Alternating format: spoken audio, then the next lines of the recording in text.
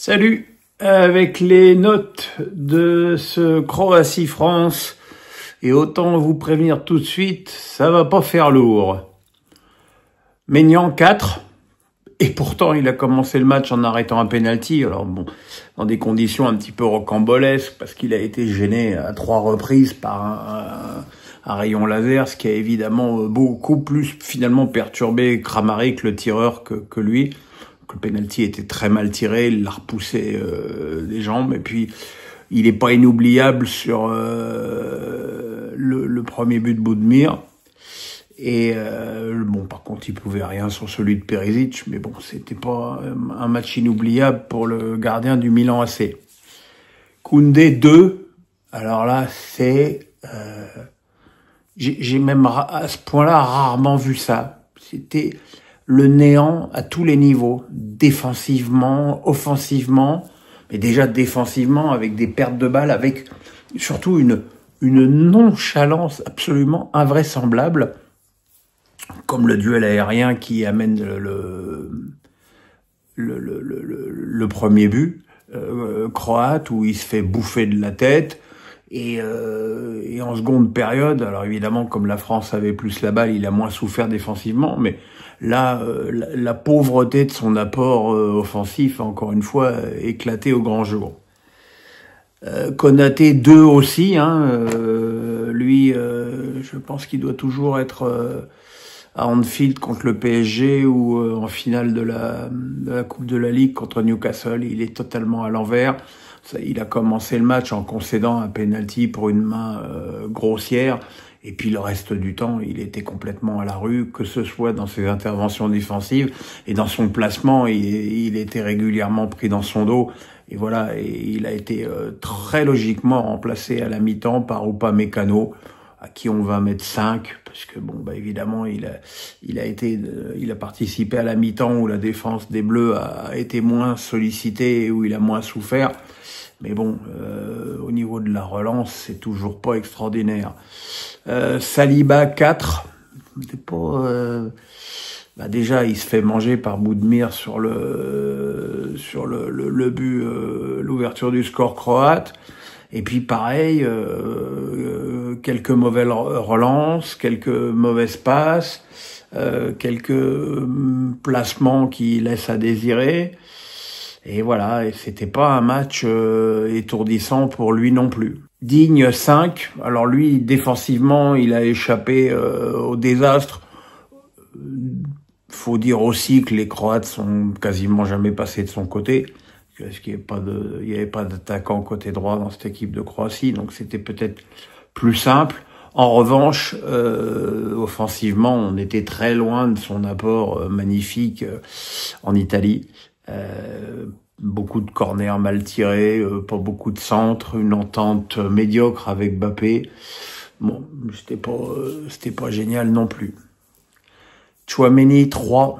Alors moi, j'ai l'impression de me répéter avec Tchouaméni. Je me demande à quoi il sert, quoi. C'est-à-dire que Sabo est un joueur athlétique, il n'apporte aucun impact sur le plan physique, sauf sur une intervention sur le bord de la touche en fin de match. Et avec le ballon, c'est toujours d'une pauvreté désarmante, mais et voilà, quoi. À un moment, on pourrait peut-être aussi essayer autre chose, quoi. Guendouzi 3. Honnêtement, on n'a pas mieux comme joueur que Matteo Guendouzi pour un match international de ce niveau. Défensivement, il a été aux abonnés absents en première période, et puis en deuxième période, lorsque les Bleus avaient la balle, il a absolument rien apporté avec le ballon. Et c'est assez dramatique. Je sais pas, il y a des choix. Alors déjà que j'étais pas fou de la composition du milieu, mais ça j'y reviendrai dans l'analyse. Mais bon. Voilà, c'était vraiment pas terrible.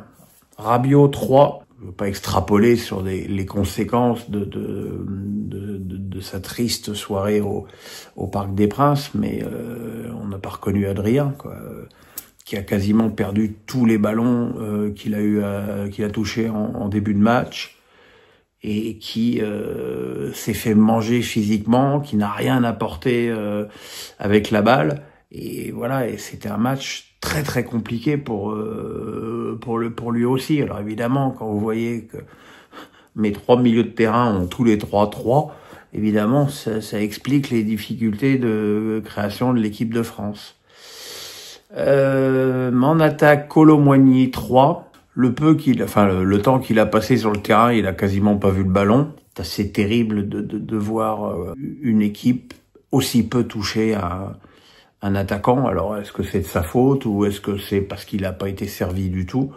En tout cas, il a traversé ce match comme un fantôme. Dembélé 5. Alors, c'était pas le Dembélé du PSG, hein, mais bon, première mi-temps dans une sorte de position de meneur de jeu où il a pas été étourdissant. Une deuxième période où il a retrouvé son côté droit, où il a été plus dangereux. Il s'est créé 2 occasions, 2 fois bien servies par Mbappé. Il a bien servi Mbappé aussi. Voilà, c'était peut-être l'entente entre les deux joueurs qui est un des tout petits et rares motifs de satisfaction de ce match.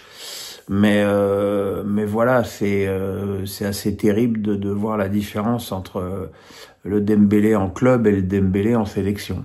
Et puis Mbappé 4, c'est un peu en première période comme Kolo Muani, il a été très peu touché.